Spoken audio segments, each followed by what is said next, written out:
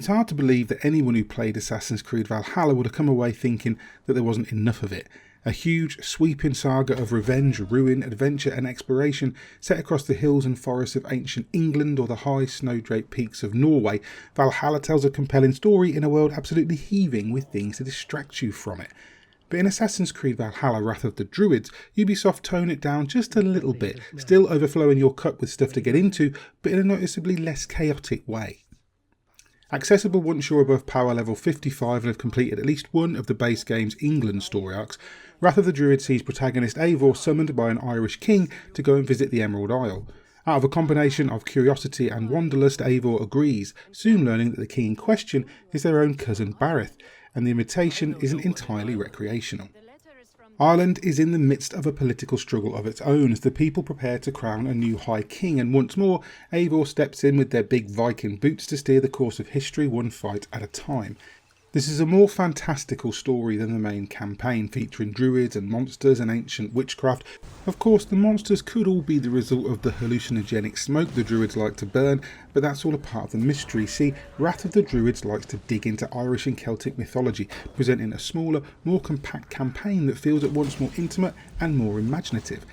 Several elements have been trimmed back though, with things like page chasing and flighting removed to make room for such side concerns as establishing trading posts around the Irish countryside to enable fast travel and bring goods into Azar, the exotic merchant whose agenda seemed to extend far beyond the fate of Ireland. It's Azar who first brings Eivor to Dublin, and she is integral to building up the fledgling port. By securing trading posts and ransacking every last pot, crate, box and corpse you find, you'll generate trade for Azar, which allows you to barter sort out items such as trinkets, delicacies and foreign fabrics for new armour sets, weapons and cosmetics for your ship.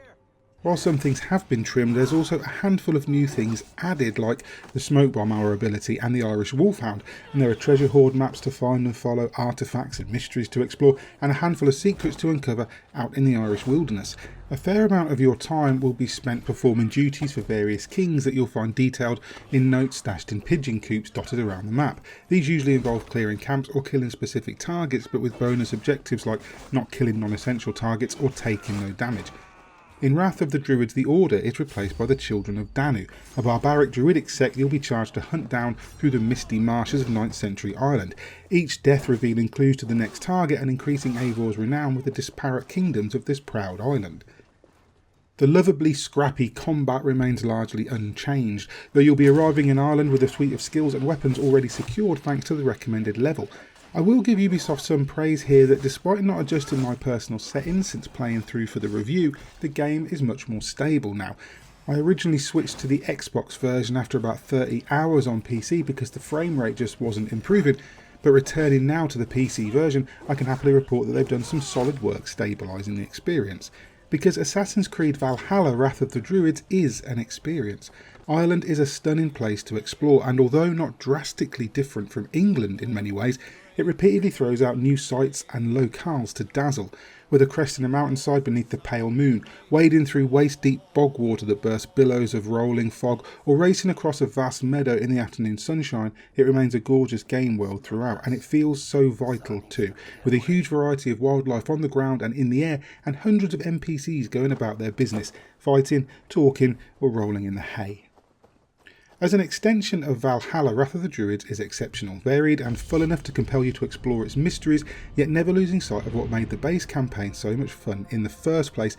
It presents a standalone story that almost makes you forget about the trouble and strife of England as you tackle fresh foes alongside new companions. Characters like newly crowned King Flann, poetess Kira and the wily Azar do more than just flesh out the world, they feel a part of something grander than that. There's an ever-present thread of emotion that runs through the narrative, and I think a lot of that is down to the voice acting. While some can be hit and miss, Eivor is a wonderful protagonist, and the pride and determination of the time comes through all the more because of that. If you previously ploughed 100+ hours into the base game and came away feeling fatigued, the influx of new gear and items as well as a mysterious shape-shifting druid might quicken you, but it's hard to say for certain. With somewhere in the region of 12 to 18 hours, depending on how much you want to rinse the new content, there's a lot here to get stuck into, making Wrath of the Druids feel like an essential download for fans of the base game, and for that reason, I'm going to score it a 9 out of 10.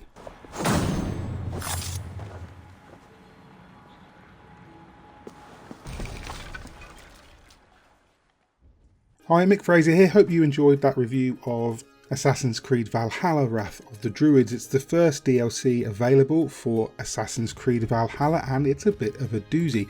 So let us know in the comments if you're planning on downloading it, if you're interested at all. Maybe you're one of those people who did get fatigued by Valhalla's massive runtime, or maybe you just couldn't get enough. Either way, let us know. If you liked the review, please hit like and subscribe. Maybe tag that bell icon too, so you're kept up to date with all the reviews, previews, news, videos, let's plays, podcasts, whatever that we post on a given day. And if you want to support us via Patreon, we appreciate everything that you guys do for us. In the meantime, I've been Mick Fraser for God is a Geek, and you guys have been lovely. Bye.